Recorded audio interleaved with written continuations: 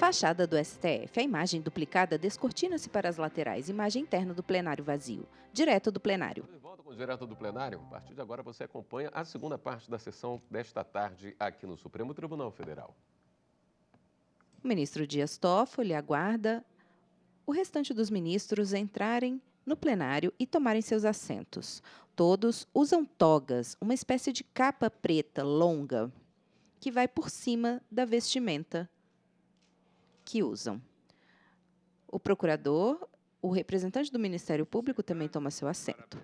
Reaberta essa sessão ordinária do Supremo Tribunal Federal e retomando o julgamento conjunto da ação civil originária 1265 com a ação civil originária 1119, agora passo a palavra para falar em nome da União ao advogado da União, doutor Leandro Peixoto. Excelentíssimo senhor ministro-presidente, excelentíssimas senhoras ministras, senhores ministros, senhor representante do Ministério Público Federal. Os pedidos formulados na ação civil originária 1119 organizam-se ao redor de duas causas de pedir principais. Primeiro, como bem ressaltado... O advogado está em pé à tribuna que fica ao centro, de frente para os ministros. ...do Beron e da Rondon Poupe, a Rondônia Crédito Imobiliário, durante o período em que vigorou o regime de administração... Atrás dos advogados, na primeira fila de poltronas da plateia, estão os demais advogados que fizeram sustentações orais. Dívida essa que veio a ser arcada pelo Estado de Rondônia, seu principal controlador. Como a intervenção fora determinada pelo Banco Central à época, seria aquela autarquia civilmente responsável para responder pela dívida. Segundo, e aqui me atentarei mais brevemente, o Estado de Rondônia teria recorrido a crédito fornecido pela União para arcar com a dívida do Beron. Essa operação, realizada por meio de contrato de abertura de crédito e de compra e venda de ativos, estaria, segundo defende o autor, eivada de vício formal, pois somente teria sido sanado esse vício com a edição, em 2007, da Resolução número 34 do Senado Federal.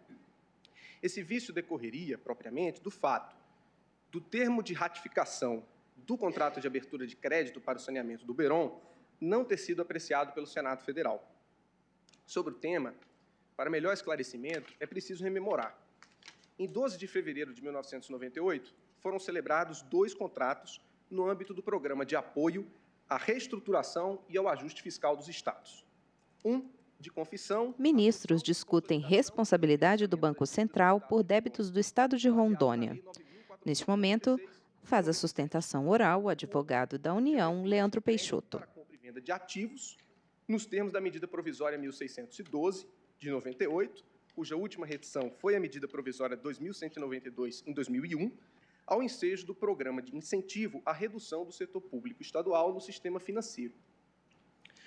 Pois bem, por meio do contrato de refinanciamento, à semelhança de diversos outros estados, como se procedeu à época, a União assumiu e refinanciou dívidas contraídas pelo Estado de Rondônia, que, à época, perfaziam um montante de aproximadamente 147 milhões de reais.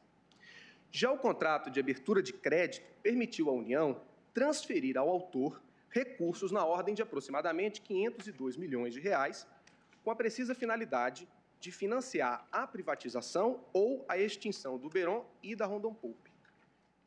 Nesse sentido, destaca-se que a Resolução 70 de 95 do Senado Federal veiculava uma autorização prévia e genérica para que os estados contratassem as operações de crédito no âmbito do Programa de Apoio à Reestruturação e ao Ajuste Fiscal dos Estados. Essa Resolução 70 de 95 foi posteriormente modificada pela Resolução 12 de 97, também do Senado, que incluiu o parágrafo 2º em seu artigo 1º, estabelecendo a necessidade adicional de que os contratos autorizados genericamente nos termos da Resolução 70 fossem objeto de uma ratificação pelo Senado Federal. Diante desse cenário, os contratos passaram a prever, portanto, uma cláusula de eficácia, que condicionava o início de seus efeitos à confirmação senatorial. Além da previsão dessas cláusulas, o contrato de abertura de crédito, no caso do Beron, referente, então, ao saneamento do Beron, também possuía, originariamente, a sua eficácia vinculada à do contrato de refinanciamento. Era a sua cláusula 7ª. Ou seja, apenas quando o contrato de refinanciamento tivesse os seus efeitos vigentes, o contrato de abertura de crédito poderia ser também iniciado. E essa vinculação se explicava pelo fato de a operação estruturada para o Estado de Rondônia compreender não somente o refinanciamento das dívidas mobiliária e contratual do ente, mas também o saneamento do sistema financeiro local. Inclusive, ambas as avanças gozavam do mesmo regime para o pagamento de suas prestações. Eram operações conjuntas. Ocorre que, de início, o Senado convalidou o contrato de abertura de crédito, contrato para sanear o Beron, em abril de 98. Só que o contrato de refinanciamento somente veio a ser ratificado em dezembro de 99, pela Resolução 78 do Senado.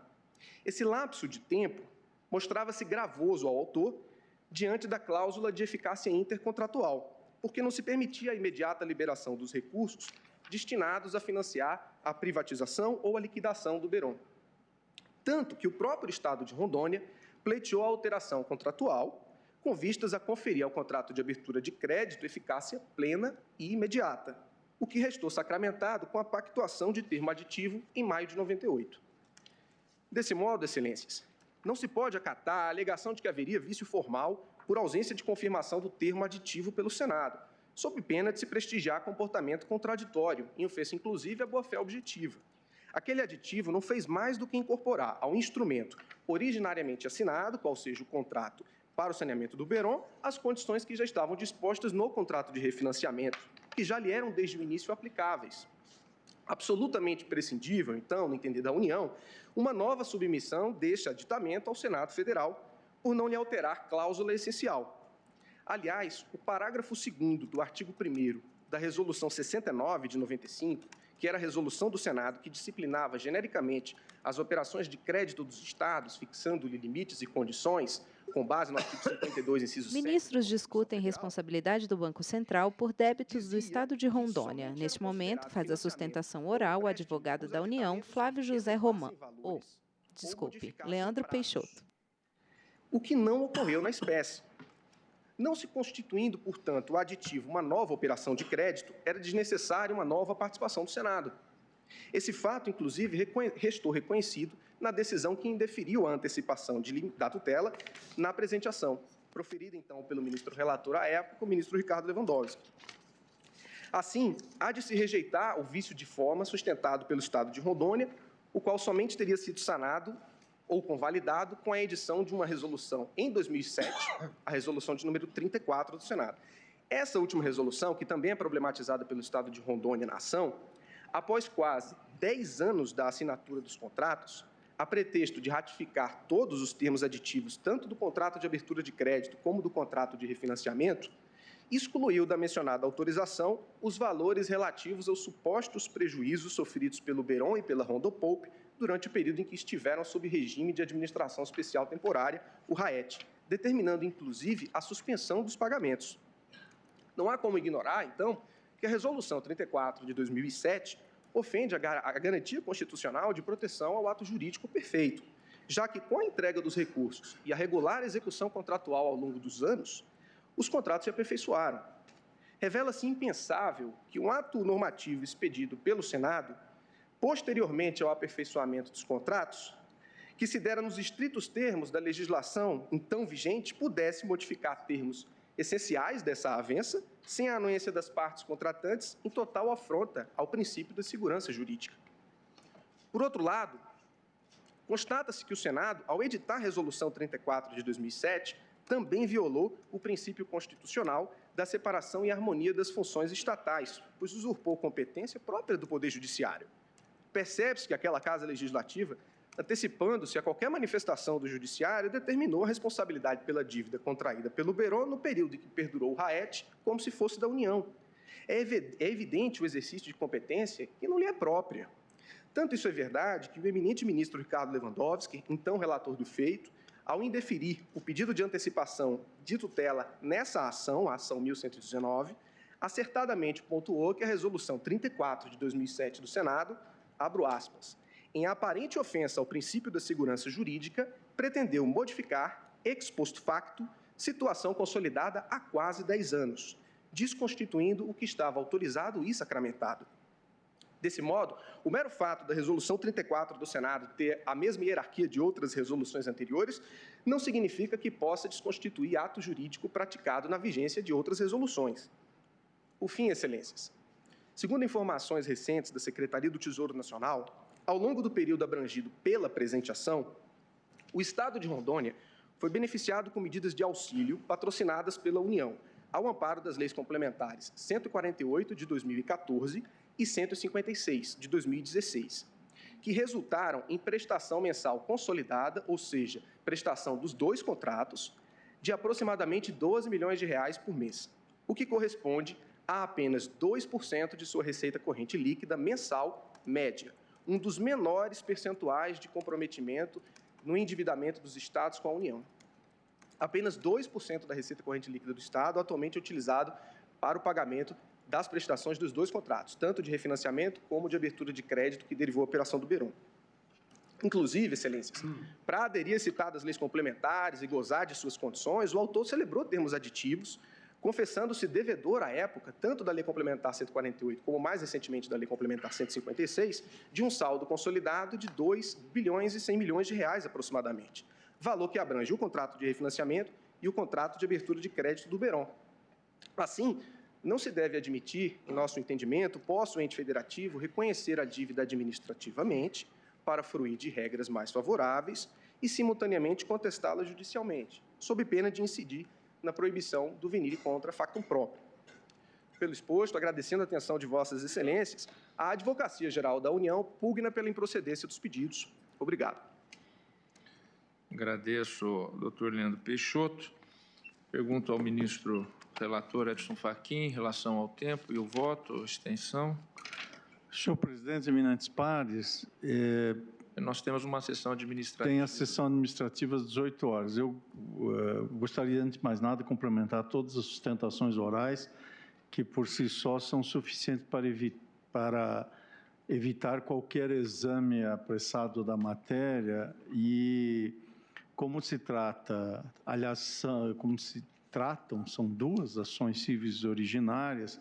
Nessas ações, como se sabe, o tribunal tem para si devolvida não só a matéria de direito, como também a matéria fática, e aqui é uma perícia. O ministro Edson Fachin está na ponta da mesa à esquerda. De aproximadamente 65 páginas, em que procuro enfrentar todas as preliminares e as respectivas imputações de responsabilidade, principiando por um exame do contexto jurídico desse regime ao qual foi submetida a instituição financeira estadual.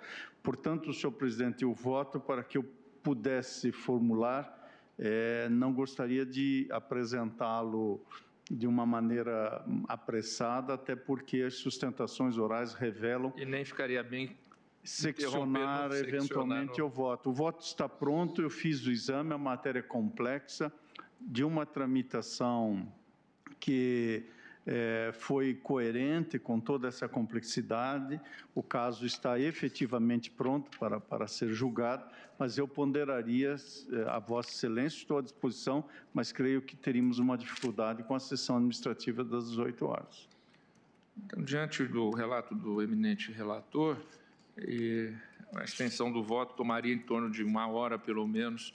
Eu vou, então, suspender o julgamento e ele será reagendado para a data oportuna. Informo a todos que na sessão extraordinária de amanhã, quinta-feira, 17 de outubro, às 14 horas, na qual estão apregoadas todas as ações de relatoria do ministro Marco Aurélio, a ADC 43, a ADC 44 e a ADC 54, que na data de amanhã nós faremos relatório do eminente relator nas referidas ações e ouviremos as sustentações orais, após o que suspenderemos o julgamento para retomada no dia 23 de outubro, quarta-feira, às 9h30, na sessão extraordinária já desde o semestre passado convocada para as 9h30 da manhã do dia 23 de outubro, com o início do voto do ministro relator Marco Aurélio. Como a imprensa tem perguntado para todos nós a respeito do cronograma, na qualidade de presidente. Então, já ficam todos sabendo que amanhã faremos apenas relatório e sustentações orais, retomando o julgamento na quarta-feira, 23 de outubro, sessão extraordinária das 9h30 da manhã. Os feitos da pauta de hoje e esse que suspendemos o julgamento serão realocados posteriormente com a devida ciência que será dada às partes e aos advogados, e também cumprimento todas as sustentações mais uma vez. Ministro Luiz Fux. Não, senhor presidente, só para Vossa Excelência esclarecer que serão 13 sustentações orais. Daí a razão pela qual só a sessão servirá para esse fim. E é uma ação relevante, importante, e ouviremos todos dentro dos prazos regimentais. Então, eu declaro encerrada a presente sessão e, de imediato, convido os colegas para a sessão administrativa, que fica, então, antecipada para 17h45. Ministro Dias Toffoli levanta-se, fala com o representante do Ministério Público e direciona-se para a saída do plenário.